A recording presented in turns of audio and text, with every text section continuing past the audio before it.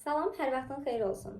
Tarixdən sürətli təkrar etmək istəyirsənsə, vaxtın azdırsa, cəmi qızıl dəqiqələrindən 2 və ya 3 dəqiqəni ayırmaqla bir mövzunu təkrar etmiş olacaqsan. Vaxt itirmədən başlayaq. Mövzumuz Azərbaycan xilafətin tərkibindədir.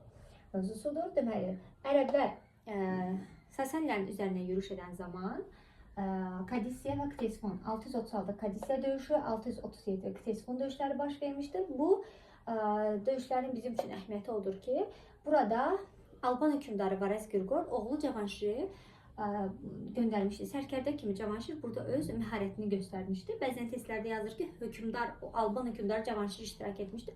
Bax, bu hökmdar sözünə görə səhvdir. Burada hələ sərkərdədir Kadisiya Ktesifon döyüşlərində. Və nəyə görə bəs Cavanşir iştirak edib? Çünki Albaniya Sasanilərdən asılı idi. Sən deyəcəksən ki, Albaniya nə vaxt asılı? Albaniya dövləti nə vaxt Sasanilərdən asılı vəziyyətdə düşdü? Atropaten ərazisi nə vaxt Sasanilərdən asılı vəziyyətdə düşdü? Növbəti 639-cu Qəzvin şəhərini tuturlar. 642-də Nəhavənd və Həmədan şəhəri ərəblər tərəfindən tutulur. 643-də Cərmidan döyüşü olur. Cərmidan döyüşü Ərdəbil yaxınlığında bir yerdə yerləşir. Yəni xəritədə əgər ərazi olaraq soruşsa, Ərdəbil yaxınlığını seçmək olar. Ərdəbilin hakimi o zaman Cənubi Azərbaycan hakimi İsfəndiyar idi. İsfəndiyar sülh müqaviləsi bağlayır. Sülhün şərtləri var idi ki, qadınlar, uşaqlar, zahidlər, xəstələr can vergisindən azad edilər. Can vergisi bu zaman cizyə adlanırdı ərəblər dövründə. Sən deyəcəksən ki, can vergisi Sasanilər dövründə necə adlanırdı? Və bu sülhün şərtləri ilə razılaşırlar, lakin ərəblər Ərdəbili tərk edən kimi əhali üsyan qaldırır. 644-45-ci ildə növbəti dəfə bura ordu göndərilir ərəblər tərəfindən, bu müqaviləni bərpa edirlər. Yəni üsyan yatırılır.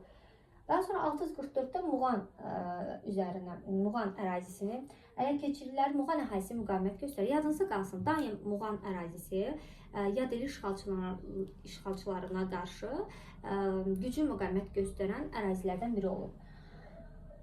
Sonda Muğan əhalisi ilə də sülh bağlanır. Elə Ərdəbil sülhü ilə oxşar idi bu sülhün şərtləri. Dərbənd, Şirvan tutulur. Dərbənd və Şirvanın hakimi Şəhriyar idi.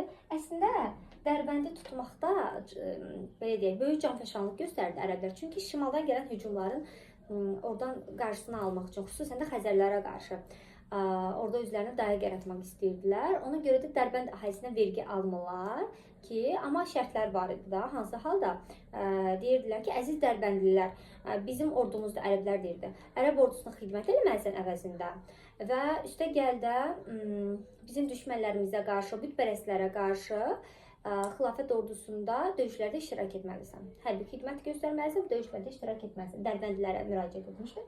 644-də də Tiflis ərəblər tərəfindən tutulur.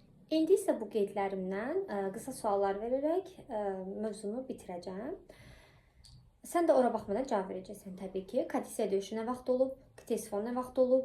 Kimlər arasında olub? Nəticə nə olub? Kim iştirak edib orada Sasanilərə kömək olaraq? Qəzvin nə vaxt tutulur? Nəhavənd və Həmədan nə vaxt tutulur? İsfəndiyar kim idi? Şəhriyar kim idi? Ərdəbil sülhünün şərtləri. Bəs hansı şəhəri ərəblər vergilərdən azad edirlər? Hansı şərtlərlə?